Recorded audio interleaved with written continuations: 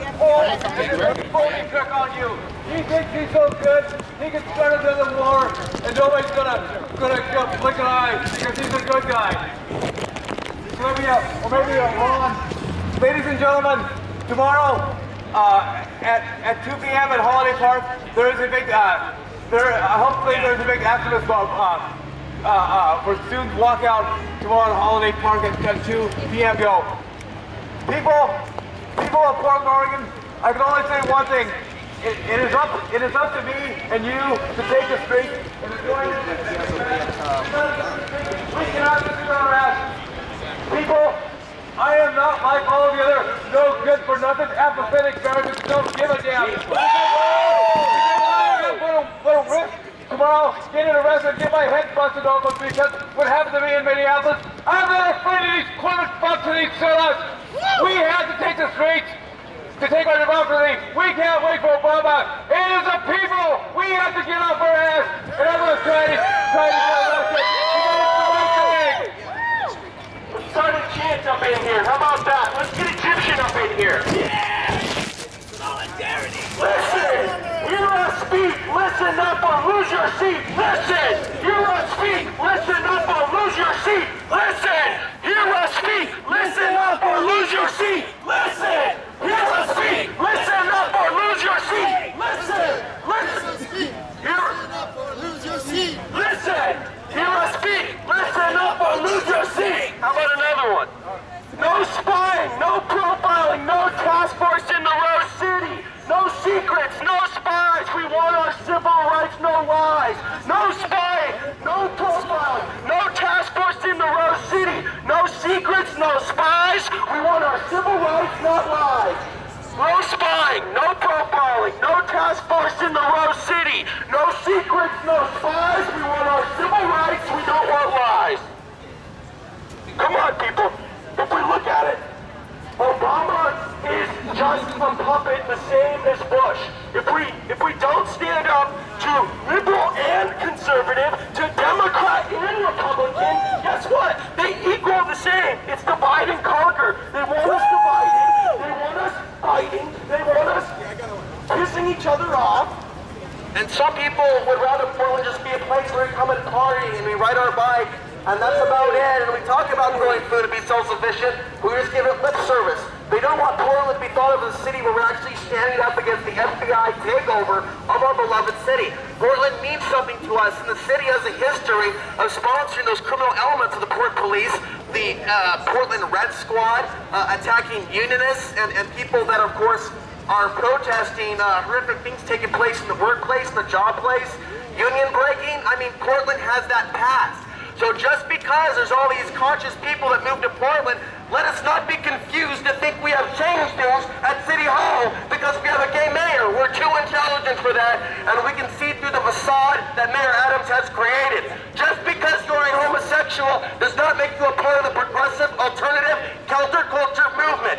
You are very much a part of the establishment, and we see it in your trade travels to China. We see it in your travels to visit with Obama. We see it in the travels that you do all around the world. There are moves you are making. There are deals you are making. And we're aware that you're more concerned about your party than the rest of Portland.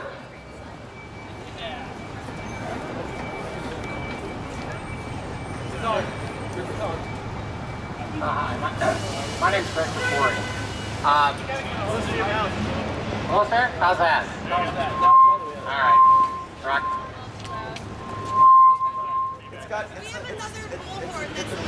How's that? It's just a... Let's put this in context. From the shores of Tripoli to the sands of Cairo to the snows in Madison, Wisconsin, people are standing up and saying, we're not going to take it anymore. We're not going to be bullied. We're not going to be intimidated. We want our rights. If you look at what happened this week in Cairo, they went into the secret police headquarters, busted it open, and took out the files. And what did they find? Friends and neighbors, infiltrators, spies, a whole culture built on betrayal, infiltration. Is that the kind of system that we want? We pay. Some 56 cities have rolled over to the FBI, and we didn't. And what happened? Some poor, stupid, confused kid who wanted more than anything to go to Alaska and go fishing on a boat wound up being indicted for crimes he could send into prison for life, found himself near a Christmas tree where there were 10,000 people with a huge bomb made by the FBI. A guy who couldn't have organized a beer party is charged with being a dangerous terrorist because the FBI targeted Portland. You all know in your heart it's true, and you know why. They want this city. Fear. So when we look at the FBI, what do we see? If you go back in history, you look at Joe McCarthy and the House Un-American Activities Committee, destroying the best university professors, destroying the brightest minds in Hollywood, destroying people from carpenters to bricklayers because of meetings they'd gone to 30 years before. And who was the action arm at that time? It was the FBI. If you look at the 60s, what happened? The anti-war groups, the civil rights groups, broken, discredited, infiltrated. If you look at what happened to Martin Luther King, with the FBI's role in helping set him up. Look at Malcolm X, where the FBI was sending letters to the black Muslims, threatening them and saying, signing them with Malcolm's name, trying to start an internal war. If you look at the 1980s, the anti-nuclear movement was infiltrated by the FBI. And now that there's no Soviet Union to support our defense budget, to support our native secret police, what do we have? We have a war on terrorism, which has been hyped to the maximum. War on drugs. You know, if you go back and look at the BBC documentary called Hour of Nightmares, you get it on Netflix. It reminds us of how the government was telling us that we had to go into Afghanistan, that Al-Qaeda had cities built into mountains, that they had the diagrams on Meet the Press. They said, well, here's the cafeteria, here's the barracks, here's the training section, dug out of solid stone. And there were supposed to be Al-Qaeda agents everywhere. In the United States, we were infiltrated. We needed to grant all the powers of secrecy, infiltration to our own police agencies. And here we are again, facing the same kind of a hyped threat. We don't need it in Portland. Somebody needs to draw the line. Let it be here. Yeah. Whoa! Do some chants. Let's do some more chants and get the energy up. Yeah! Muslims and Arabs under attack. What do we do? Muslims under attack. What do we do? Civil rights under attack. What do we do? Stand up like that! Muslims and Arabs are under attack. What do we do? Stand up like that! Animal activists are under attack. What do we do? Stand up like that! Civil rights under attack. What do we do? Stand up like that! Portland. And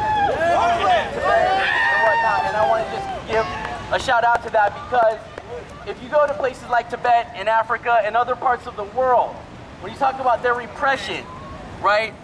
If we were here today in another country right now, we might just be shot down in the street by the cops or by the Gestapo or what have you. So the repression that we deal with here is a lot different. And the repression that we deal with is really about a freedom to and not a freedom from. So in other words, we're not protected from being spied on, being harassed. The shenanigans and the skylarkings and the tomfooleries of the FBI historically and contemporarily is probably one of the most disgusting chapters of American history from the early 1900s to present. And so for those of us that are here today, that we can conceptualize, envision a world or a country or a community where we don't need to rely on police in prisons, right? Then the last damn thing that we need is a Gestapo fascist secret police going up and down, spying on everybody and murdering people, okay? So I just want to give out a shout out to that. We'll get back into doing some chants we'd like to ask Wael to come up and say a few words too. So he's got his own bullhorn. So I'm Wael Al-Sadi. I'm with Students United for Palestinian Equal Rights at Portland State University and the International Socialist Organization.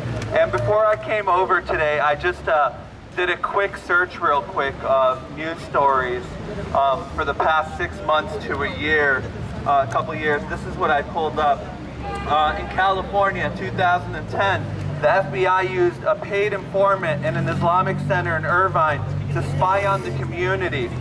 The FBI sent a convicted criminal to pose as an agent provocateur.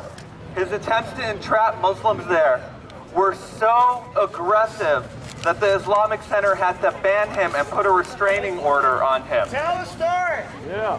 Of course, not surprisingly, a few weeks ago in California, we saw a rally that was organized by anti-Muslim bigots to protest a February fundraising event that was held by an American Muslim relief group.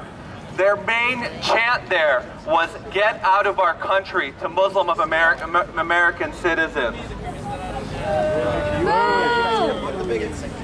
Last week, legislators in Tennessee introduced a radical bill called an anti-Sharia law bill. And civil rights lawyers and critics have warned that it could target Muslims for seemingly innocent activities, like repainting the exterior of a mosque or bringing food to a potluck. And who actually introduced this bill? It was David Yerushalmi, an Arizona-based white supremacist and the founder of a hate group, Society of Americans for National Existence.